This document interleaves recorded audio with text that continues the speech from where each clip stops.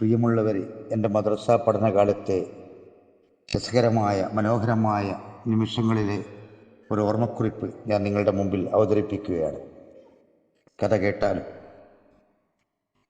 ഞങ്ങളുടെ പ്രിയപ്പെട്ട ഉസ്താദ് ഇരുവള്ളൂർ സ്വദേശി കല്ലടക്കുന്നുമ്മൽ അബ്ദുൽ കരീം മുസ്ലിയാർ കഥ പറഞ്ഞ് ഞങ്ങൾ കുട്ടികളെ പഠിപ്പിക്കുന്നതിൽ ഏറെ മിടുക്കനായിരുന്നു ഞങ്ങളുടെ ഉസ്താദ്.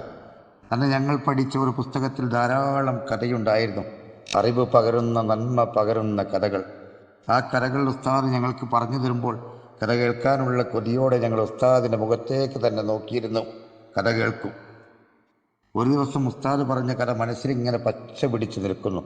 ബനോ ഇസ്രായേൽ ഗോത്രത്തിൽപ്പെട്ട മത്സ്യം പിടിച്ച് ഉപജീവനം കഴിക്കുന്ന ഒരു സാധു മനുഷ്യനുണ്ടായിരുന്നു.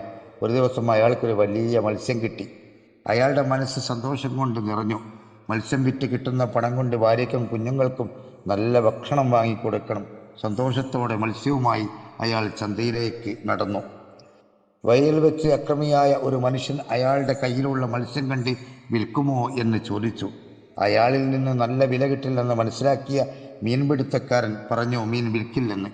എന്നാൽ നീ എനിക്ക് വെറുതെ തന്നോ എന്നും പറഞ്ഞ് അയാൾ ആ പാവം മനുഷ്യൻ്റെ കയ്യിൽ നിന്നും മീൻ ബലമായി പിടിച്ചു വാങ്ങിക്കൊണ്ടുപോയി. ആ പാവമായ മനുഷ്യൻ തൻ്റെ മീൻ നഷ്ടപ്പെട്ട വേദനയിൽ ഇരു കൈകളും മേലോട്ടുയർത്തി ദൈവത്തോട് പ്രാർത്ഥിച്ചു. കരുണാമയനായ ദൈവമേ, അവനെ നീ കരുത്തനും എന്നെ നീ ദുർബലനുമായി സൃഷ്ടിച്ചു. എൻ്റെ മത്സ്യം അവൻ്റെ കരുത്ത് കൊണ്ട് അവൻ എന്നിൽ നിന്നും പിടിച്ചു കൊണ്ടുപോയി. ദുർബലനായ എന്നെ നീ സഹായിക്കണേ. മർദ്ദിതനായ അവൻ്റെ പ്രാർത്ഥന ദൈവം സ്വീകരിച്ചു.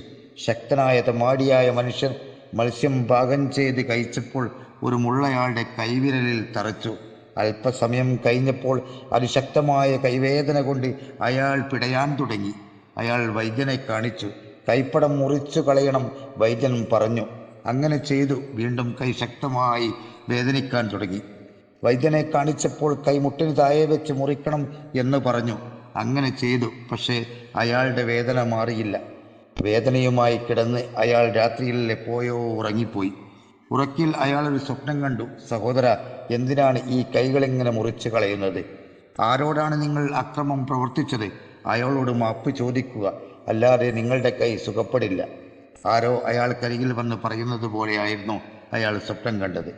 നേരം പുലർന്നുടൻ അയാൾ എത്തി. പുഴവക്കത്ത് മീൻപിടുത്തക്കാരനെ കണ്ട് ക്ഷമ ചോദിച്ചു. നല്ലൊരു തുക അയാൾക്ക് മീനിൻ്റെ വിലയായി നൽകി. ഈ മനോഹരമായ കഥ മനോഹരമായ രീതിയിൽ പറഞ്ഞു നിർത്തി ഉസ്താദ് ഞങ്ങളോട് പറഞ്ഞു, മക്കളെ, നിങ്ങൾ ആരെയും ദ്രോഹിക്കരുത്, ആരോടും അക്രമം പ്രവർത്തിക്കരുത്.